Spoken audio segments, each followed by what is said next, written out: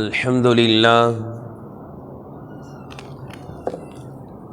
لله رب العالمين والصلاة والسلام على سيدنا محمد وآله وصحبه أجمعين أما بعد فقد قال الله تبارك وتعالى في القرآن الكريم ولما ورد ماء مدين وجد عليه أمة من الناس يسقون ووجد من دونهم امرأتين تذودان قال ما خطبكما قالتا لا نسقي حتى يصدر الرعاء وأبونا شيخ كبير صدق الله العلي العظيم. السلام عليكم ورحمة الله وبركاته. கண்ணியத்திற்குரிய கனவான்களே, பெரியோர்களே, அல்லாஹ்வின் நல்லடியார்களே, அல்லாஹ்வின் பேரருளால் நாம் 16 தராவீகளை முடித்து 19 ஜுஸுக்களை செவியேற்று 20வது தராவீகை எதிர்பார்த்து 17வது தராவீகில் இன்றைய இரவு 20வது ஜுஸு ஓதப்படும் இன்ஷா அல்லாஹ். அந்த 20வது ஜுஸுவில் ஓதப்படவிருக்கின்ற சூறாக்களில் சூரத்துல் கஸஸ் என்ற சூறாவும் ஓதப்படும். இந்த சூறாவில் அல்லாஹு தஆலா நபி மூசா அலைஹிஸ்ஸலாம் அவர்களுடைய சம்பவத்தை வரிசையாக அல்லாஹு தஆலா சொல்லிக்கொண்டே வருகின்றான். அதில் மூசா அலைஹிஸ்ஸலாம் அவர்கள் மிஸ்ர் என்ற எகிப்து தேசத்திலிருந்து ஒரு கட்டத்தில் ஃபிரௌனுக்கு அஞ்சி மதியன் என்ற ஊருக்கு செல்கிறார்கள். அப்படி மதியன் என்ற ஊருக்கு செல்லும் பொழுது என்ன நடந்தது என்பதை அல்லாஹு தஆலா இந்த சூரத்துல் கஸஸில் 23வது வசனத்தில் நமக்கெல்லாம் மிகப்பெரிய ஒரு படிப்பினையாக நிகழ்ந்த ஒரு நிகழ்ச்சியை அல்லாஹு தஆலா சுட்டி காட்டுகின்றான். வலம்மா வரத மாஅ மதியன், மதியன் என்ற தேசத்தின் நீர் தடாகத்திற்கு மூசா அலைஹிஸ்ஸலாம் அவர்கள் வந்த பொழுது வஜத அலைஹி உம்மதம் மினன் நாஸி யஸ்கூன், மக்களில் ஒரு பெரும் கூட்டத்தினர் தங்களுடைய கால்நடைகளுக்கெல்லாம் தண்ணீர் புகட்டி கொண்டிருப்பதை பார்த்தார்கள். மேலும் வவஜத மின் தூனிஹிம் இம்ரஅத்தைனி ததூதான், எல்லா மக்களும் தங்களுடைய ஆடுகளுக்கெல்லாம் தண்ணீரை குடிப்பாட்டி கொண்டும் தண்ணீரை எடுத்து கொண்டும் இருக்க அந்த மக்களில் 2 பெண்கள் தனியாக நிற்கிறார்கள், அதையும் பார்க்கிறார்கள். ஒரு மிகப்பெரிய ஆச்சரியம். தண்ணி அப்படின்னா யார் ஓடுவா குடத்தை தூக்கிட்டு? பொதுவாக பெண்கள் தான் முண்டி அடிச்சுக்கிட்டு போவாங்க. அல்லாஹ் பாதுகாக்கணும். கொஞ்ச நாளைக்கு முன்னாடிலாம் தண்ணி பஞ்சம் ரொம்ப வந்துச்சு. இப்போ லாரியில் தண்ணி வரும். அந்த லாரி சவுண்டு கேட்டவுடனே என்ன செய்வாங்க? ரோட்டில் ஆண்கள் போவாங்களா பெண்கள் போவாங்களா? பெண்கள். எப்போ வரைக்கும்னா குடத்தை தூக்குற வரைக்கும்.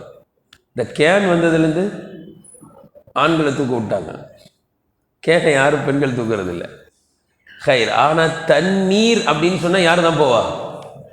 பெண்கள் உடனே போய் நிற்பாங்க தண்ணி பிடிக்கிறதுக்கு. ஏன்னா அவங்க புழங்குறாங்க, சமைக்கிறாங்க. ஆனால் இங்கே பார்த்தா 2 பெண்கள் தனியாக நிற்கிறாங்க. ரொம்ப ஆச்சரியம். மூசா அலைஹிஸ்ஸலாத்துக்கு தாங்க முடியல. அப்போ அந்த பெண்களிடத்தில் ரொம்ப அடக்கமாக ரொம்ப பவ்யமாக கேட்டாங்க, காலமாக துபுக்குமா, எல்லாரும் தண்ணி பிடிச்சிக்கிட்டு இருக்காங்க, உங்களுக்கு என்ன நேர்ந்தது, உங்களுடைய விஷயம் என்ன, ஏன் நீங்கள் மட்டும் தனியாக நிற்கிறீர்கள், தண்ணி பிடிக்க போலையா அப்படின்னு கேட்குறாங்க. அதற்கு அந்த பெண்மணிகள் சொன்ன வார்த்தை அல்லாஹ்விற்கு எந்த அளவிற்கு பிடித்தது என்றால் குர்ஆனில் இடம் தந்து விட்டான் அந்த வார்த்தைக்கு. அந்த பெண்கள் சொன்னார்கள், லா நஸ்கி ஹத்தா யுஸ்ர ரிஆ, இந்த ஆண் ஆட்டிடையர்கள் அங்கிருந்து நகர்ந்து செல்லாத வரை நாங்கள் அங்கு செல்ல மாட்டோம். என்ன சொன்னாங்க? இந்த ஆண் ஆட்டிடை, ரிஆ அப்படின்னா ஆட்டை மேய்க்கக்கூடிய ஆண் இடையர்கள், அந்த இடத்தை விட்டு நகர்ந்து செல்லாத வரை நாங்கள் எங்களுடைய ஆடுகளுக்கு தண்ணீர் புகட்ட மாட்டோம். இப்போ பாருங்க, ஒரு கேள்வி பதில் வந்துருச்சு. என்ன நீங்கள் ஏன் போகல? ஆண்களாக நிற்கிறாங்க, எனவே நாங்கள் என்ன செய்ய போக மாட்டோம். அவங்க நகராத வரைக்கும் நாங்கள் போக மாட்டோம். பதில் வந்துருச்சா இல்லையா? எக்ஸ்ட்ரா ஒரு சின்ன வார்த்தையை சொன்னாங்க, அதுதான் ரொம்ப ஆச்சரியமான வார்த்தை. என்ன அப்படின்னா, வ அபூனா ஷேகுன் கபீர். அப்படியே ஸ்ட்ரக்காகி சொன்னாங்க. அதையும் அது ஆண்கள் அங்கிருந்து நகர்ந்து செல்லாத வரைக்கும் நாங்கள் செல்ல மாட்டோம். ஏன்னா அப்படின்னாங்க, எங்கள் அத்தா மிகவும் வயது முதிர்ந்த கிழவராக இருக்கிறார் அப்படின்னாங்க. எங்களுடைய தகப்பனார் மிகவும் ஷேகுன் கபீர், மிகவும் வயது முதிர்ந்தவராக இருக்கிறார் அப்படின்னாங்க. மூசா அலைஹிஸ்ஸலாம் அவங்க அத்தா எப்படி இருக்காங்கன்னு கேட்டாங்களா? அவங்க அத்தாவை பற்றிலாம் கேட்கல. அவங்க அத்தா யார்? தஃப்சீல் எழுதுறாங்க, ஷுஐப் அலைஹிஸ்ஸலாம். ஷுஐப் அலைஹிஸ்ஸலாம் அவர்களுடைய 2 பெண் பிள்ளைகள். ஷுஐப் அலைஹிஸ்ஸலாம் அவங்க அத்தா எப்படி இருக்காங்க அப்படிலாம் கேட்கல. ஆனால் அந்த பெண்களாக பதில் சொல்கிறாங்க. என்னென்னு, எங்கள் அத்தா ரொம்ப முடியாமல் வயசாலியாக இருக்கிறாங்க. ஏன் இதை சொன்னாங்க அப்படின்னா, அவங்க ஒன்று சொல்ல வராங்க. என்னென்னா, எங்கள் அத்தாவால் முடியல, வீட்டில் இருக்காங்க, இல்லைன்னா நாங்கள் வெளில வந்திருக்க மாட்டோம். எங்கள் அத்தா மட்டும் திடகாத்திரமாக இருந்திருந்தால் நாங்கள் என்ன செஞ்சோம், வெளியிலே வந்திருக்க மாட்டோம். எங்கள் அத்தாவால் முடியல, அவர்கள் ஷேகுன் கபீர், ரொம்ப தள்ளாத வயதை அடைந்து விட்ட காரணத்தினால் நாங்கள் வீட்டை விட்டு நிர்பந்தமாக வெளியில் வந்தோம். அப்படி நிர்பந்தமாக நாங்கள் வெளியில் வந்தாலும் எங்கே போக மாட்டோம், ஆண்கள் மொத்தமாக இருக்கிற இடத்துக்கு நாங்கள் செல்ல மாட்டோம் என்ற ஒரு பர்தாவினுடைய இலக்கணத்தை அந்த பெண்மணிகள் பேசினார்கள். பர்தானா என்ன? இன்னைக்கு பர்தானா என்ன தெரியுங்களா? என்ன வேணாலும் வெளியில் சுற்றலாம். அந்த புர்கா இருக்க, அது என்னென்ன நைட்டி மாதிரி இருக்குது, தூக்கி கவுத்திக்கிட்டு என்ன வேணாலும் நாங்கள் போவோம். அதுக்குள்ளே எப்படிப்பட்ட ஆடலாக இருக்குது, அல்லாஹ் பாதுகாக்கணும், அல்லாஹ் பாதுகாக்கணும். காலேஜுக்கு ஸ்கூலுக்கு போகிற பெண்கள் அப்படியே ஆபாசமான ஆடைகளில் போகிறாங்க, புர்காவை மாட்டிக்கிட்டு. அந்த புர்காவை தூக்கி கடாசிர வேண்டியது காலேஜுக்கு போயிட்டு. அதுக்கப்புறம் அந்த பிள்ளைய பார்த்தா அல்லாஹு அக்பர், அல்லாஹு அக்பர். அந்த மாதிரியான ட்ரெஸ் எல்லாம் முஸ்லீம்கள் தான் வாங்கி தந்தாங்களான்னு சந்தேகமாக இருக்குது. இந்த பர்தான்றது சும்மா பேருக்கு போயிடுச்சு.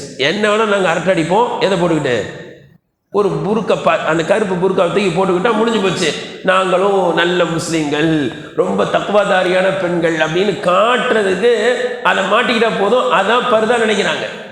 இந்த பெண்கள் அழகாக சொன்னார்கள், எங்களுடைய பெற்றோர்கள் திடகாத்திரமாக இல்லை, எங்களுக்கு சம்பாதித்து தருவதற்கு, இந்த ஆடுகளை மீட்பதற்கு ஆட்கள் இல்லை, எனவே நிர்பந்தமாக வெளியில் வந்தோம். நிர்பந்தமாக வெளியில் வந்தாலும் ஆண்கள் இருக்கின்ற பகுதிகளுக்கு நாங்கள் செல்ல மாட்டோம். இதுதாங்க பர்தா. முதல்ல பெண்கள் என்றால் யார்? அவர்கள் வீட்டை விட்டு வெளியில் வரக்கூடாது, வீட்டில் இருப்பது தான் முதல் கட்ட பர்தா. இந்த 2வது தான் என்ன செய்யறது, நிர்பந்தமாக வெளியில் போகும்போது தன்னை மூடிக்கிட்டு மறைச்சிக்கிட்டு அந்த புர்காவை போட்டுக்கிட்டு போகிறதெல்லாம் அடுத்தடுத்த கட்டங்கள். கணியத்திற்குரியவர்களே, நாம் குர்ஆனுடைய பார்வையில் பெண்களுடைய பர்தாவை பார்த்தால் எந்த அளவிற்கு நம்முடைய பெண்கள் இருக்க வேண்டும், எந்த அளவிற்கு நம்முடைய பெண்களை நாம் வைக்க வேண்டும், ஆனால் நிலைமை எவ்வளவு வரம்பு மீறி சென்று விட்டது என்பதை நாம் தெரிந்து கொள்ளலாம். குர்ஆனை எடுத்து பாருங்க, எந்த பெண்களுடைய பெயரை கூட அல்லாஹ் தஆலா என்ன செய்யல, சொல்லலை.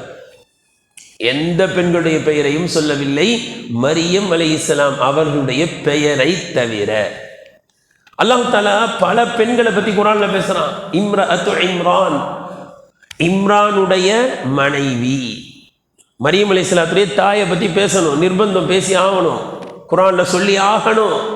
அப்படி சொல்லும் பொழுது அல்லாஹ் என்ன சொல்றான், இம்ரஅத்து இம்ரான், இம்ரானுடைய மனைவி என்று சொன்னான். இம்ரஅத்துல் அசீஸ், நாமெல்லாம் சுலைஹான்னு சொல்லுவோம். அந்த மிஸ்ரை ஆட்சி செய்து கொண்டிருந்த அன்றைய அசீஸுடைய மனைவி என்று சொன்னானே தவிர அல்லாஹ்வுக்கு சுலைஹான் தெரியாதா? அதே போன்று இம்ரஅத்து ஃபிரௌன், ஃபிரௌனுடைய மனைவி என்று சொன்னானே தவிர பெயரை அல்லாஹ் குறிப்பிடவில்லை. இம்ரஅத்து நூஹ், நூஹ் அலைஹிஸ்ஸலாமுடைய மனைவி. இம்ரஅத்து லூத், லூத் அலைஹிஸ்ஸலாமுடைய மனைவி. வம்ரஅத்துஹு ஹம்மாலத்துல் ஹதப், அபூ லஹபுடைய மனைவி. அவ்வளவுதான், முடிஞ்சு. என்ன செய்யல, பேரை அல்லாஹ் சொல்லல, பெண்களுடைய பெயர். கணியத்திற்குரியவர்களே, குர்ஆன் உணர்த்துவது என்ன, பெண்களுடைய பெயரை கூட மறைக்க வேண்டும். நிர்பந்தமாக நீங்கள் பெண்களுடைய பெயரை சொன்னால் எப்படி சொல்ல வேண்டும், அல்லாஹ் எப்படி புழங்கி இருக்கனா அப்படி புழங்கணும். காதர்பாயுடைய மனைவி இருக்காங்களா அப்படி கேட்கணும். இந்த மாதிரி தான் பழகணும். நிர்பந்தமாக இப்போ உதாரணத்துக்கு ஓட்டர் ஐடி பேர் என்ன கேட்குறாங்க, அப்போ காதர் பாயுடைய மனைவி சரி வராது. இப்படி மரியம் அலைஹிஸ்ஸலாத்துடைய பேரை தெளிவாக சொன்னான். காரணம் என்ன தெரியுங்களா? நிறைய கிறிஸ்தவ அன்பர்கள் இப்படி ஒரு கேள்வி கேட்பாங்க. என்ன தெரியுங்களா? குரான்ல முஹம்மது ஸல்லல்லாஹு அலைஹி வஸல்லம் அவனுடைய அம்மா பேர் இருக்கா அப்படின்னு கேட்பாங்க. நம்ம என்ன சொல்லுவோம்? இல்லைன்னு. பார்த்தீங்களா, முஹம்மது ஸல்லல்லாஹு அலைஹி வஸல்லம் அம்மா பேர் இல்லை, ஆனால் யாருடைய அம்மா பேர் இருக்கு? ஈசா அலைஹிஸ்ஸலாம் அம்மா பேர் இருக்கு. பார்த்தீங்களா, குரான்ல எத்தனை இடத்துல வரும் தெரியுங்களா? அடே பாப்பா, ஆமாம். அப்படி இப்படி கூட கேட்பாங்க சில பேர். முகம்மதுன்ற பேர் குரான்ல எத்தனை இடத்துல இருக்கு தெரியுங்களா அப்படின்னு கேட்பாங்க. எத்தனை இடத்துல இருக்கு தெரியாது நமக்கு தான். அவன் சொல்லுவான் 4 இடத்துல இருக்குன்னுவான். ஈசா அலைஹிஸ்ஸலாம் பேர் எத்தனை இடத்துல இருக்கு தெரியுமா? தெரியாதே. அவன் சொல்லுவான் 25 இடத்துல இருக்குன்னுவான். அப்படியா? ஈசா அலைஹிஸ்ஸலாம் பேர் 25 இடத்துல இருக்குது, மரியம் அலைஹிஸ்ஸலாம் பேர் நிறைய இடத்துல இருக்குது, நம்ம ரசூலுல்லாஹ்வுடைய அம்மாவுடைய பேரே இல்லை, என்னடா இது அப்படின்னு பார்ப்பாங்க. கண்ணியத்திற்குரியவர்களே, அல்லாஹ் பெயரை சொல்ல மாட்டான். பெண்களுடைய பெயரை என்ன செய்ய மாட்டான்? சொல்ல மாட்டான். மரியம் அலைஹிஸ்ஸலாத்துடைய பேர் ஏன் சொன்னான் அப்படின்னா, ஈசா அலைஹிஸ்ஸலாத்துக்கு யார் இல்லை? அத்தா இல்லை. பொதுவாக இன்ஷியல் யாரை போடுவோம்? அத்தாவோட இன்ஷியலாக போடும். அங்கே இன்ஷியல் போடுறதுக்கு அத்தா இல்லை, அதனால அம்மாவை போட்டாங்கல்ல. இதனால தான் அம்மா. அதே மாதிரி மரியம் அலைஹிஸ்ஸலாத்தை பற்றி ஏன் பேசப்படுது? மரியம் அலைஹிஸ்ஸலாத்தை நிறைய பேர் வணங்க ஆரம்பிச்சிட்டான். அவர்கள் வணக்கத்திற்குரியவர்கள் இல்லைன்னு பேசணும். பாருங்க, மரியம் அலைஹிஸ்ஸலாம் அவர்களை பற்றி ஏற்கனவே ஒன்று சொல்லியிருக்கேன், 2வது நோம்புல சொன்ன நினைக்கிறேன். கானா குலானி தாம், உணவை சாப்பிடக்கூடியவர்களாக இருந்தார்கள். மரியம் அலைஹிஸ்ஸலாம் அவர்களும் ஈசா அலைஹிஸ்ஸலாம் அவர்களும் என்ன செஞ்சுட்டு இருந்தாங்க? சாப்பாடு சாப்பிட்டு. நம்மளும் தான் சாப்பிட்றோம். ஒரு நபியை பற்றி ஒரு வித்தியாசமான ஒரு செயலை சொல்லியிருக்கலாம்ல. சாப்பிட்டுட்டு இருந்தாங்கன்னு ஏன் சொல்லணும்னா, அல்லாஹ் சிம்பிளா முடிச்சிட்டான், அவர்கள் வணக்கத்திற்குரியவர்கள் அல்லர். சாப்பிட்டா அது அசுத்தமாய் வெளியில வரும். அரிசி தேவை, மாடு தேவை, விவசாய நில தேவை, விவசாயி தேவை, எல்லாமே தேவை. தேவையுடையவர்கள்.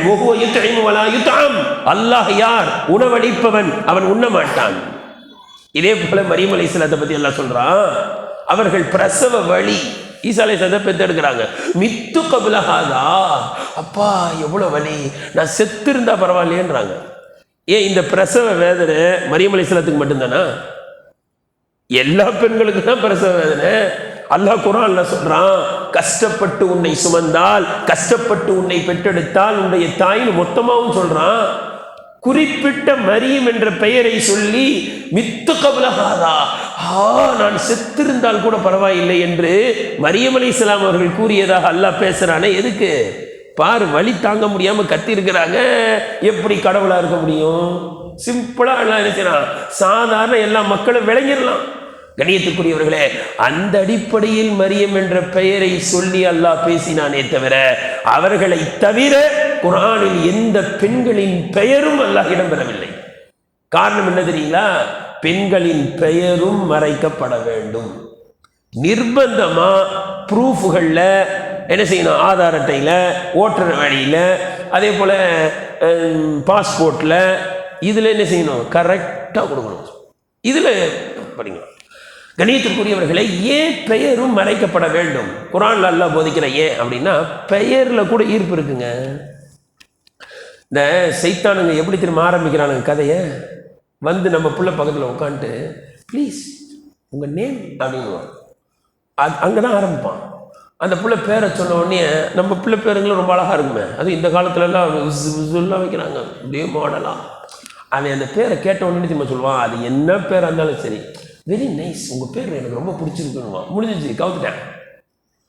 பேர் என்னன்னு கேட்பான். பேர் என்ன பேரை சொன்னாலும் சரி, ஆயிஷான்னு சொன்னாலும் சரி, ஃபாத்திமான்னு சொன்னாலும் சரி, ஜுலைஹான்னு என்ன பேர், பர்வீன்னு சொன்னாலும் சரி, அவன் என்ன தான் சொல்லுவான்? அடுத்து, உங்கள் பேர் எனக்கு ரொம்ப பிடிச்சிருக்கு. அடுத்து ஒன்று கேட்பான், என்ன தெரியுங்களா, உங்கள் பேருக்கு அர்த்தம் தெரியுங்களா அப்படின்வான். இந்த பிள்ளைக்கு தெரியுமா? தெரியாது. உடனே சேம் ஆகிடும். ஆனால் அர்த்தத்தை கேட்டானே, உடனே டிக்ஷனரியை புரட்டி ஏதாவது ஒரு அர்த்தத்தை போய் மறுநாள் அவன் கேட்க மாட்டானான்னு எதிர்பார்ப்பு தூண்டுறான். அவன் நாளைக்கு பார்த்துட்டு வந்து சொல்கிறேன், கேட்டு வந்து சொல்கிறேன், எப்படி பேச்ச ஆரம்பிக்கிறான் பாருங்க. கணியத்திற்குரியவர்கள், இந்த பேர்ல இருந்தா ஆரம்பிக்குது ஷைத்தானியத். எந்த அளவுக்குன்னு சொன்னா, குறிப்பாக பெயர்ல இன்னொரு விதத்துல கூட ஈர்ப்பு இருக்கு. எப்படி தெரியுங்களா? ஒருத்தர் பேர் ஹபீப்னு வச்சுக்கிடுவோம், ஒரு பெண்ணுடைய பேர் யதார்த்தமா ஹபீபான்னு வச்சுக்கிடுவோம்.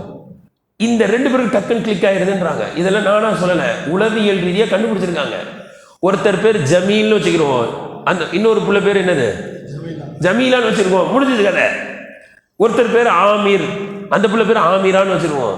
கணியத்திற்குரியவர்களை, இந்த பெயர் தெரிந்தால் கூட அதனால் ஒரு இருப்பு. என் பேரை அவர் வச்சிருக்கிற, அவர் பேர் நான் வச்சிருக்கேன் என்னும் பொழுது அங்கு அந்த ஆண்களும் அந்த பெண்களும் நெருக்கம் அடைகின்ற காரணத்தினால் பெண்களுடைய பெயர் வெளிப்படுத்தக்கூடாது.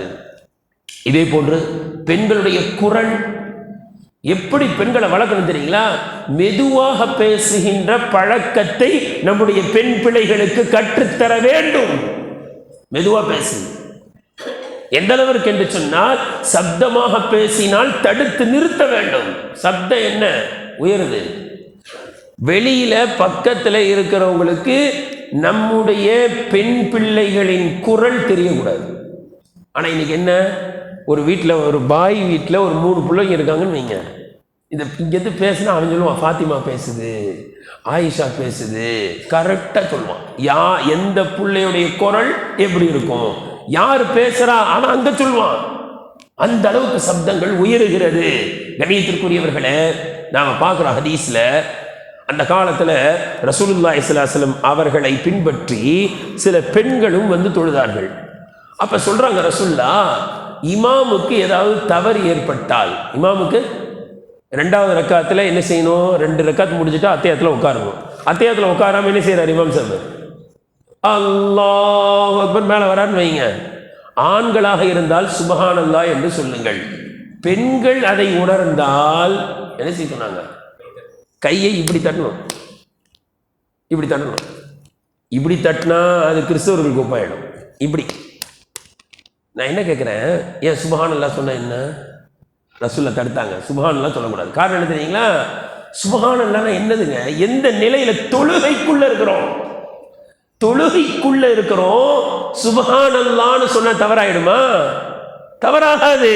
ஆனால் பெண்களுடைய குரல் மறைக்கப்பட வேண்டும். அந்த புள்ள அங்கிருந்து சுப்ஹானல்லாஹ்னா கேட்குறவங்களுக்கு எந்த புள்ளடா எடுத்து கொடுத்துச்சு, குரல் நல்லா இருக்க என்று வரும். இப்படி தட்டினா யார் தட்டினான்னு தெரியாது, அதை ரசிக்க மாட்டாங்க. அது சுப்ஹானல்லாஹ் தான் சொல்லும், தொழுகைக்குள்ளதான். ஆனால் ஷைத்தான் வந்து விடுவான் என்ற காரணத்தினால் நபி ஸல்லல்லாஹு அலைஹி வஸல்லம் அவர்கள் தொழுகைக்குள் இமாமுக்கு தவறு ஏற்பட்டால் கூட ஆண்கள் சுப்ஹானல்லாஹ் என்று சொல்ல வேண்டுமே தவிர பெண்கள் கையை இப்படி தட்ட வேண்டும், உணர்த்த வேண்டும். அந்த நிர்பந்தம் தொழுகைக்குள்ள தவறு ஏற்படுது, அப்போ கூட என்ன செய்யக்கூடாது? குரலை வெளியில கொண்டு வரக்கூடாது. குர்ஆன்ல வருதா இல்லையா? ஃபலா தஹ்லஅன பில் கௌல், குலைந்து பேசாதீர்கள். ஒண்ணுமே இல்லை, நீங்க நல்லா பார்க்கலாம். நான் வந்து வேற எங்கேயும் இல்லை, என்னுடைய குடும்ப பெண்களை பார்க்கலாம். நான் உங்களை சொன்னது கோச்சிக்கிட்டீங்க. அந்த பெண்களை கொஞ்சம் வேறையா அந்நிய ஆண்கிட்ட பேசுகிற மாதிரி நிர்பந்தம் ஏற்பட்டு பேசுனா கூட பாருங்க, நம்ம கிட்ட பேசுகிற மாதிரி வேற மாதிரி பேசுவாங்க. வேற ஆள்கிட்ட பேசினாலே அந்த ஸ்லாங்கே மாறிடும். அப்படியே நைஸாக பேசுவாங்க, ரொம்ப சாஃப்டாக பேசுவாங்க, ரொம்ப கேரக்டர்லாம் ரொம்ப நல்ல பிள்ளை மாதிரி பேசுவாங்க, அப்படியே மாறிடும். கணியத்துக்கு அல்லாஹ் சொல்றான், ஃபலா தஹ்லஅன பில் கௌல், அந்நிய ஆண்களிடத்தில் குலைந்து பேசாதீர்கள். குலைந்து பேசினால் என்ன ஏற்படும் என்ற அபாயத்தையும் அல்லாஹ் சேர்த்தே சொல்லிவிட்டான். ஃபயத்மா அல்லதி ஃபீ கல்பிஹி மரதுன், எவனுடைய உள்ளத்தில் நோய், பெண் பைத்தியம் இருக்கிறதோ, ஃபயத்மா அல்லதி ஃபீ கல்பிஹி மரதுன், அவர்கள் உங்கள் மீது ஆசை வைப்பார்கள். குரலே இப்படி இருக்க அப்படின்னு அல்லாஹ் உடனே சொல்றான், குழஞ்சி பேசாத, குழஞ்சி பேசுன அவனுக்கு உன் மீது ஆசை ஏற்பட்டு விடும். சொல்லிட்டு சொல்றான், குல்ல கௌல மஅரூஃபா, எப்படி சொல்லணும் தெரியுங்களா? முறையாக பேசுங்கள், குலைந்து பேசாதீர்கள், முறையாக பேசுங்கள். எப்படி இருக்கணும் குரல்லாம்? கண்டிப்பான குரலில் இருக்க வேண்டும். எப்படி இருக்கணும்? அந்நியான்ட்ட பெண்கள் பேசினா குரல் கண்டிப்புடன் இருக்க வேண்டும். அப்துல் காதர் பாய் இருக்காங்களா அப்படின்னா இல்ல, அவங்களா இல்லைங்களே சாயந்தரம் தான் வருவாங்க, நீங்க வேணா வந்து டீ குடிச்சிட்டு போயிடுறீங்களா, இப்படி இருக்கக்கூடாது. குலைந்து பேசாதீர்கள். அந்த இல்ல அப்புறமா வாங்க, அவனுக்கு குரலை கேட்ட பயந்துடணும், எம்மாடி போயிடலாங்க, இப்படி இருக்கணும். ஆனா இன்னைக்கு என்ன நடக்குதுன்னா, இனிமையாக மிருதுவா சிரிச்சு கணவன்கிட்ட பேசுற மாதிரி கணவன்கிட்ட கூட பேசுறது இல்லை. கணியத்திற்குரியவர்களே, எனவே இது விஷயத்தில் நாம் நம்முடைய சமுதாயத்தை மிக கவனமாக, நம்முடைய பெண் பிள்ளைகளை கவனமாக கண்டிப்புடன் வளர்ப்பது நம் மீது கட்டாய கடமை. பாருங்க, பாங்கு சொல்றதுன்னு இஸ்லாத்துல இருக்கு. ஒவ்வொரு நாளும் 5 முறை பாங்கு சொல்லுவோம். இந்த பாங்கு சொல்றது யார் சொல்லுவா? ஆண்களா பெண்களா? சொல்லுங்க. ஆண்கள். பெண்கள் சொல்லாமா? சொன்னாலும் சொல்லிடுவானுங்க, சொல்லலான்னு. பெண்கள் சொல்லக்கூடாது. கணியத்திற்குரியவர்களை, ஏன் பெண்கள் சொல்லக்கூடாது அப்படின்னா, பாங்கல 2 விஷயம் இருக்கு. ஒன்று, சப்தத்தை உயர்த்தணும். 2வது, சப்தத்தை கொஞ்சம் இனிமையாக்கணும், இல்லையா? 2மே இருக்கு. சில இடத்துல போனால் சப்தம் பயங்கரமாக இருக்கும், ஆனால் கேட்க சகிக்காது, பயந்துருவாங்க. அப்போ பாங்கு அழகாகவும் இருக்கணும், எப்படி இருக்கணும்? சப்தமாகவும் இருக்கணும். இந்த 2மே பெண்கள் செய்கிறது கூடாது. சப்தத்தையும் உயர்த்தக்கூடாது, அழகா சப்தத்தை உயர்த்தவே கூடாது. இந்த 2ம் பெண்கள் செய்யக்கூடாது என்ற காரணத்தினால் அந்த பாங்கல் அந்த 2 இருக்கிறதுனால பெண்கள் பாங்கு சொல்லக்கூடாது. எந்த அளவிற்கு என்றால், ஒரு பள்ளிவாசல் பக்கத்திலேயே, உதாரணத்துக்கு சொல்கிற, மோதினார் இருந்தால் கோச்சிக்கிட கூடாது. மோதினார் வீடு பக்கத்தில் இருக்குன்னு வைங்க. மோதினார் எங்கே போயிட்டாரு, வரவே இல்லை. 1 மணி ஆகிடுச்சு, லோகர் பாங்கு. அந்த அம்மா பார்த்தாங்க, ஐயோ பயமாக இருக்குதே, இன்னும் வரலையே வீட்டுக்காரு, முத்தவள்ளி திட்டுவாருன்ட்டு என்ன பண்ணாங்க, கடை அந்த அம்மா பாங்கு சொல்லிட்டாங்கன்னு வைங்க. இப்போ 1:05 யார் வரா? மோதினார் வராங்கன்னு வச்சுக்கணும். இப்போ இந்த பாங்கு சொல்லியாச்சா இல்லையா? அப்படியே விட்டுடலாமா? சொல்லுங்க. பாங்கு சொல்லியாச்சா? கூடாது. பெண்கள் பாங்கு சொல்லக்கூடாது. எந்த அளவிற்கு என்றால், அவர்கள் சொல்லிவிட்டாலும் அது செல்லுபடியாக ஆகாது. ஆண்கள் பாங்கு சொல்லணும். திரும்பி அந்த பாங்கு செல்லுபடியாக ஆகாது. ஆண்கள் மீண்டும் சொல்ல வேண்டும் என்று சொன்னால், ஏன் அனுமதி இல்லை பாங்கு சொல்வதற்கு? பெண்களின் குரல் மறைக்கப்பட வேண்டும். இன்னைக்கு சமுதாயத்தில் உணரல, என்ன கூத்தடிக்குதுங்க, என்ன பாட்டு பாடுதுங்க, என்ன மாதிரி பேசுதுங்க, எல்லாம் பாதுகாக்கணும். கணியத்திற்குரியவர்களே, இமாம் நபவி ரஹ்மத்துல்லாஹி அலைஹி அவர்கள் கிதாபுல் அதுக்கார் என்ற கிதாப் ரொம்ப பிரசித்தி பெற்ற ஆதாரபூர்வமான நூல். எல்லா ஒழுக்க நெறிகளையும் எழுதிக்கிட்டே வருவாங்க. குர்ஆன் ஹதீஸ்ல இருந்து அப்படியே லைனா. அதுல சலாம் என்ற அந்த பாடத்தில் அவங்க எழுதுவாங்க, ஒரு பெண் தனியாக இருந்தால், தனியாக இருக்கின்ற பெண்ணுக்கு ஒரு அந்நிய ஆண் என்ன செய்யக்கூடாது? சலாம் சொல்லக்கூடாது. சரி, இந்த அந்நிய ஆண் சலாம் சொல்லிவிட்டாரு, பதில் சலாம் அந்த பெண்ணு சொல்லக்கூடாது. இன்னைக்கு என்ன நடக்குது? மெசேஜில் சலாம் யார் அனுப்புகிறான்? முஸ்லீமே இல்லை அனுப்புகிறான். என்னன்னா, அதில் இமேஜில் இருக்குல்ல எல்லாம், இந்த பிள்ளைங்க அப்படியே ஏறிடுது. என்னடா இது, கரெக்டாக சலாம்லான்றான், இன்ஷா அல்லான்றான், மாஷா அல்லான்றான், சலாம் அனுப்புகிறான் அப்படின்ற வேண்டியது. என்ன சலாம்? இங்கே மெசேஜில் சலாம் என்ன சலாம்? தனியாக ஒரு பெண்ணுக்கு, அந்த பெண்ணுக்கு மட்டும் தானே போகும் அந்த மெசேஜ்.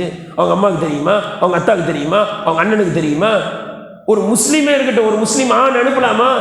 தனியா இருக்கிற பெண்ணுகிட்ட பேசக்கூடாது, தனியாக இருக்கின்ற பெண்ணுக்கு சலாம் சொல்லக்கூடாது என்றால் மெசேஜ் எப்படி அனுப்பலாம்? அது தனியாக தானே இந்த பெண்ணுக்கு போய் சேருது. கணியத்திற்குரியவர்களே, ஆர்வப்பட்டு ஒரு தனியா இருக்கிற பெண் பிள்ளை அது முந்திக்கிட்டு என்ன செஞ்சிருச்சு? சலாம் சொல்லிருச்சு. இப்ப இந்த ஆண் அதுதான் சலாம் சொல்லிச்சு, இவர் பதில் சலாம் சொல்லலாமான்னா பதில் சலாம் சொல்வது மக்ரூஹ்னு எழுதுறாங்க. பொதுவாக சலாத்துக்கு பதில் சொல்றது வாஜிபு. ஆனா தனிமையாக இருக்கக்கூடிய ஒரு பெண் சலாம் சொன்னால் பதில் சொல்ற மாதிரி மெதுவா சலாம் பதில் சொல்லிட்டு போய்கிட்டே இருக்கணும். வலைக்கும் சலாம் ரஹ்மத்துல்லாஹி பரக்காத்துஹு சொல்லக்கூடாது. கணியத்திற்குரியவர்களை, இதே போன்று நிறைய பெண்கள் இருக்காங்கன்னு வைங்க, அப்ப என்ன செய்யலாம்? சலாம் சொல்லலாம். ஆனால் அதிலும் கூட நிறைய ஆண்கள் சேர்ந்து தனியா இருக்கிற பெண்ணுக்கு சலாம் சொல்லக்கூடாது, தவிர்க்கணும். அங்கேயும் என்ன செய்யும்? கிண்டல் கேலி ஏதாவது வந்துடும். ஒரே ஒரு பெண் தனியாக இருக்காங்க, நிறைய பேர் போய் சலாம் சொன்னாங்க. இதையும் தவிர்க்க வேண்டும் என்று எழுதியிருக்கின்றார்கள். என்றால் எவ்வளவு பேணிக்கையாக இருக்க வேண்டும். இதே போன்று நம்ம பார்க்குறோம் ஹதீஸ்களில், ஓசை எழுப்பக்கூடிய கொலுசுகள், பெண்களுடைய குரல் மட்டுமல்ல, பெண்கள் அணிந்திருக்கக்கூடிய ஆபரணங்களில் இருந்து ஓசை வந்தால் அதுவும் கூடாது. பெண்களுடைய குரல் மட்டுமல்ல, பெண்களுடைய ஆபரணங்களுடைய ஓசை கூட வெளியில் வரக்கூடாது. இதான் சட்டம். ஹஜ்ரத் உமர் ரலியல்லாஹு அன்ஹு அவர்களிடத்துல ஒரு சின்ன குழந்தை, அதாவது ஜுபைர் ரலியல்லாஹு அன்ஹு அவர்களுடைய மகளார் அப்படி தூக்கிட்டு வந்தாங்க. தூக்கிட்டு வந்தா அந்த புள்ள கொலுசு போடலாமா? தாராளமாக போடலாம். ஆனால் அந்த கொலுசில் பார்த்தீங்கன்னா சலங்க, அதை போட்டு சல்லுன்னு நடந்தால் ஆண்களுடைய இதை என்ன செய்யும்? சைத்தான் வருமா? உமரில் என்ன பண்ணாங்க தெரியுங்களா? அந்த கொலுசை கலட்டி சலங்கையை ஃபுல்லாக வெட்டி, யார் உமராச்ச சும்மாவா, சலங்கையை ஃபுல்லாக வெட்டிட்டு கொலுசை கொடுத்தாங்க. இப்படி தான் போடணும்னு. கணியத்துக்குரிய இதே போன்ற ஹதீஸில் வருது. இது அபுதாவுதில் பதிவு செய்யப்பட்டிருக்கு. அதே அபுதாவுதில் வருது, ஆயிஷா ரதியல்லாஹு அன்ஹா அவங்க வீட்டுக்கு ஆயிஷா ரதியல்லாஹு அன்ஹா அவங்கள பார்க்கறதுக்கு ஒரு பெண்மணி வராங்க. அந்த பெண்மணி ஒரு குழந்தையை தூக்கிட்டு வராங்க. அந்த குழந்தையுடைய காலில் இருக்கக்கூடிய கொலுசில் என்ன இருக்கு? சலங்கை இருக்கு. ஆயிஷா ரதியல்லாஹு சொன்னாங்க, இந்த மாதிரி சலங்கை வச்ச கொலுசை போட்டுட்டு என் வீட்டுக்கு வராதீங்கன்னு. சலங்கை வச்ச கொலுசை போட்டுக்கிட்டு என் வீட்டுக்கு வராதீங்க. ஹதரத் உமர் வெட்டிட்டு என்ன தெரியுமா சொன்னாங்க? அல்லாஹ்வின் தூதர் ஸல்லல்லாஹு அலைஹி வஸல்லம் அவர்கள் சொன்னார்கள், இன்ன மஅ குல்லி ஜரசின் ஷைத்தானன், இந்த ஒளியை எழுப்புகின்ற ஒவ்வொரு மணியுடனும் ஷைத்தான் இருக்கின்றான் என்று அல்லாஹ்வின் தூதர் ஸல்லல்லாஹு அலைஹி வஸல்லம் சொல்லியிருக்காங்க. அந்த கொலுசை போட்டு நடக்கும்போது நிச்சயமாக ஆண்கள் அந்த பெண்ணின் பக்கம் ஈர்ப்புடையவர்களாக ஆகிவிடுகிறார்கள். அது மட்டுமல்ல, பெண்கள் வெளியில நல்லா குப்புன்னு அடிக்கிற மாதிரி வாசனையை போட்டுக்கிட்டு செய்யக்கூடாது, போகக்கூடாது. இன்னைக்கு என்னென்னமோ பர்ஃப்யூம் பண்ணுறாங்க, என்னென்னமோன்றாங்க. பெண்கள் அடிச்சுக்கிட்டு குப்புன்னு போகிறாங்க, மளிகைப்பூ வச்சுக்கிட்டு போகிறாங்க. அந்த பெண்ணை அவர் பார்க்கவே மாட்டார். அந்த வாசனை என்ன செய்யுது? ஆணை திருப்புது. அல்லாஹ்வின் தூதர் ஸல்லல்லாஹு அலைஹி வஸல்லம் சொன்னாங்க, இது ஸ்தாரத்தில் மர்அத்து ஃபமர்ரத் அலல் கௌமி லியஜிது ரீஹஹா, ஒரு பெண் நறுமணத்தை பூசிக்கொண்டு செல்கிறாள், ஒரு சமுதாயத்திற்கு அருகில் செல்கிறாள், அந்த சமுதாயத்தினர் அவளுடைய வாடையை நுகர்கிறார்கள் என்று சொன்னால் ஃபஹிய கதா வ கதா, அந்த பெண் அப்படிப்பட்டவள் அப்படிப்பட்டவள். தெளிவா சொல்லல ரசூலுல்லாஹ். அந்த பெண் நல்லவள் அல்ல. ஒரு பெண்ணு குப்புன்னு போறா, அரகுற ட்ரெஸ்ஸோட போறான்னா நல்லவளாவ? நல்ல பெண் செல்ல மாட்டாள். தீய பெண் தான் அப்படி செல்வாள்.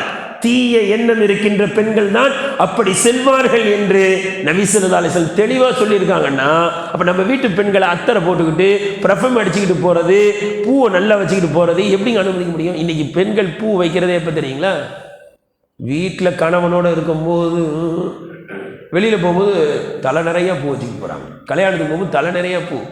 ஒருத்தர் சொன்னார், வீட்டில் இருக்கும் போதெல்லாம் ஒன்றும் இல்லை, வெளியில் கிளம்பலான்னு போகும்போது அவ்வளோ அலங்கரிக்கிறாங்க, பேசாமல் வெளியில் போகும்போது வீட்டிலே இருந்துடலாமன்னு தோணுது சட்டு அப்படி. அப்போ வெளியில் போகும்போது எதை தவிர்க்க வேண்டுமோ அதை என்ன செய்கிறாங்க? வெளியில் போகும்போது ஆரம்பிக்கிறாங்க. கணியத்திற்குரியவர்களே, ரசூலுல்லாஹி ஸல்லல்லாஹு அலைஹி வஸல்லம் அவர்கள் சொன்னதாக வருகின்றது, ஒரு பெண் அத்தர் பூசிக்கிட்டு எங்கே வரா? தொழுகைக்கு வரான்னு சொன்னால் அந்த அத்தர் அவன் நல்ல குளிப்பு கடமையான குளிக்கிற மாதிரி குளிச்சுட்டு வந்து தான் தொழுவணும்னு ரசூலுல்லாஹ் சொல்லியிருக்காங்க. இல்லைன்னா தொழுவக்கூடாது அப்படின்னு சொல்லியிருக்காங்க. அந்த அளவு இருக்குது. கணியத்திற்குரியவர்களை இதே போன்று நாம் பார்க்கின்றோம், அலங்கரித்து கொண்டு வெளியில் செல்லக்கூடாது. அலங்காரம் செய்து கொண்டு அந்நிய ஆடவரிடையே மிடுக்கோடு செல்லும் பெண்ணின் நிலை மறுமை நாளில் இருள் நிலைக்கு ஒப்பானது என்பதாக அந்த பெண் இந்த உலகத்தில் வேணா பார்க்கறதுக்கு ஈர்ப்பார்களாம். ஆனால் நாளை மறுமையில் அவள் இருட்டில் இருப்பாள், எந்த வெளிச்சமும் இருக்காது என்பதாக அல்லாஹ்வின் தூதர் ஸல்லல்லாஹு அலைஹி வஸல்லம் அவர்கள் சொன்னார்கள். அதே போன்று இன்னைக்கு சர்வசாதாரணமாக அந்த கை கொடுக்குற பழக்கம் வந்துருச்சுங்க. அந்நிய ஆண்கள் நம்ம பிள்ளைகிட்ட கை கொடுக்குறான், இது சேக்கன் கொடுக்குது. ரசூலுல்லாஹி ஸல்லல்லாஹு அலைஹி வஸல்லம் பையத் வாங்கும்போது ஆண்கள்கிட்ட கை கொடுப்பாங்க, பெண்கள்கிட்ட என்ன செய்யும்? கை கொடுக்க மாட்டாங்க. ஒரு பெண்மணி கை கொடுக்க வந்தாங்க. ரசூலுல்லாஹ் தெளிவாக சொன்னாங்க, நான் என்ன செய்ய மாட்டேன், எந்த பெண்ணிடத்திலும் கை கொடுக்க மாட்டேன்னு சொல்லிட்டு ஒரு வார்த்தை சொன்னாங்க. என்ன தெரியுங்களா? 100 பெண்களிடத்தில் நான் பேசுவது ஒரு பெண்ணிடத்தில் பேசுவதை போலத்தான். என்ன சொன்னாங்க? நாம் மாற்றி கேள்விப்பட்டிருப்போம், ஒரு தடவை சொன்னால் 100 தடவை சொன்ன மாதிரி சொன்னாங்க. ரசூலுல்லாஹ் சொல்கிறாங்க, நான் 100 பெண்கிட்ட பேசுறது ஒரு பெண்கிட்ட பேசுகிற மாதிரின்னாங்க. அப்படின்னா என்ன அர்த்தம் புரியுதுங்களா? 100 பெண்களிடத்தில் பேசுவது ஒரு பெண்ணிடத்தில் பேசுவது தான் அப்படின்னாங்க. அப்படின்னு என்ன அர்த்தம் தெரியுங்களா? ஒரு பெண்கிட்ட தனியாக பேச மாட்டேன். 100 பெண்கள் வந்தீங்களா, 200 பெண்கள் வந்தீங்களா, 50 பெண்கள் வந்தீங்களா, மொத்தமாக வச்சு என்ன பேசுகிறனோ அதுதான் உனக்கும், அவ்வளோதான். தனிப்பட்ட முறையில் இங்கிலீஷில் சொல்லுவாங்க பர்சனலாக கூப்பிட்டு பேசுறது கிடையவே கிடையாது. சொல்லுவாங்க 100 பெண்களுக்கு என்ன உட்கார வச்சு சொல்லணும் அதுதான் உனக்கும், தனிப்பட்ட முறையில் உன்கிட்ட பேச மாட்டேன். இதுதான் ரசூலுல்லாஹி ஸல்லல்லாஹு அலைஹி வஸல்லம் வாழ்க்கை. கணியத்திற்குரியவர்களே, நான் கடைசியாக சில செய்திகளை சுருக்கமாக சொல்லி முடிக்கின்றேன். பெண்கள் வீட்டில் தொழுவது தான் சிறந்ததுன்னாங்க, சொன்னாங்களா இல்லையா? ஆண்களை பொறுத்த வரைக்கும் என்ன சொன்னாங்க? அதிகமாக ஜமாத் இருக்கிற பள்ளிக்கு வரணும். நாங்கள் பாருங்க, ஆண்களை அதிகமாக எந்த ஜமாத் இருக்கோ அங்கே வந்து கலந்துக்கிறங்க அப்படின்னு. அப்போ ஆண்கள் எந்த அளவுக்கு கூட்டமாக இருக்கோ அங்கே போகணும். பெண்கள் வீட்டிலே இருக்கிறது சிறந்ததுன்னு அர்த்தம், கூட்டம் இருக்கிற இடத்துக்கு வரவே வராதிங்கன்னு அர்த்தம். சரி, அப்படியே நீங்கள் பள்ளிக்கு வந்துட்டாலும் ஆண்களுடைய சப்பில் மிக சிறந்தது முதல் சப்பு, ஆண்களுடைய சப்பில் மிக தீயதுன்னு சொல்றாங்க எது? கடைசி சப்பு. பெண்களுடைய சப்பில் மிக சிறந்தது கடைசி சப்பு, பெண்களின் சப்பில் மிக தீயது முதல் சப்பு. என்ன சொல்ல வராங்க? சொல்ல நீங்க ஆண்களை விட்டு தூரமா இருக்கும். கடைசி சப்பில் ஆண்கள் இருக்காங்க, நீங்க முதல் சப்பில் இருக்கிறீங்கன்னு சொன்னா ஆண்களுடைய கடைசி சப்பு தீங்கு, பெண்களுடைய அந்த முதல் சப்பு தீங்கு என்று சொன்னால் தொழுகையில கூட ஆண்களை விட்டு நீங்கள் வெகு தூரம் நில்லுங்கள். இங்க நம்ம சிந்திக்க வேண்டிய செய்தி என்ன தெரியுங்களா? இங்க வந்து நிக்கிறது எங்க? அல்லாஹ்வுக்கு முன்னால. யாரெல்லாம் அல்லாஹ்வுக்கு முன்னால உனக்காண்டி தொழுகிறேன்னு நிக்கிறோம், பயபக்தியோட நிக்கிறோம், அல்லாஹ்வுடைய பள்ளியில நிக்கிறோம், பயபக்தியோட நிக்கிற இந்த நேரத்திலேயே ஆண்களை விட்டு பெண்களை இவ்வளவு தூரம் பிரிச்சாங்கன்னா கல்யாண மண்டபத்திலையும் மால்லையும் காலேஜ்லையும் ஸ்கூல்லையும் எவ்வளவு பிரிக்கணும்? நான் தெளிவாக சொல்றதா இருந்தா நாய் மாதிரி நாக்க தொங்க போட்டு சுத்திக்கிட்டு இருக்கான் எல்லாம் வெளியில. அப்படிப்பட்ட சூழ்நிலை பள்ளியில அல்லாஹ்வுக்கு முன்னாடி பயபக்தியோட தொழுதுட்டு வரலான்னு வரக்கூடிய இந்த பள்ளி வாசல்லையே பெண்களை அவ்வளவு ஒதுக்கி வைத்தார்கள் என்றால் பள்ளிக்கூடத்துல காலேஜில் எப்படிங்க இருக்கணும் நம்ம பிள்ளைங்க? அல்லாஹு தஆலா விளங்கக்கூடிய தௌஃபீக் அல்லாஹ் தருவானாக. இதை உங்களுக்கு இல்லை இந்த பயானு, அதான் உங்களுக்கு தான். இதை கொண்டு போய் என்ன செய்யணும்? இன்னைக்கு பயானு நம்ம பெண்கள்கிட்ட வெறும் சொல்றது இல்லை, செயல்முறைப்படுத்தியே ஆக வேண்டும். காரணம், நிலைமைகள் ரொம்ப மோசமாக போயிட்டு இருக்கு, அத்துமீறி போயிட்டு இருக்கு. காலேஜிலேருந்து வர பிள்ளை நம்ம பிள்ளை அந்த பிள்ளைலாம் கிடையாது, எல்லாமே ஜோடியாக தான் வெளில வருதுங்க. இவன் அந்த கையை பிடிச்சிக்கிட்டு இருக்கான், அது அந்த பிள்ளை இவன் கையை பிடிச்சிக்கிட்டு தான் வருதுங்களே.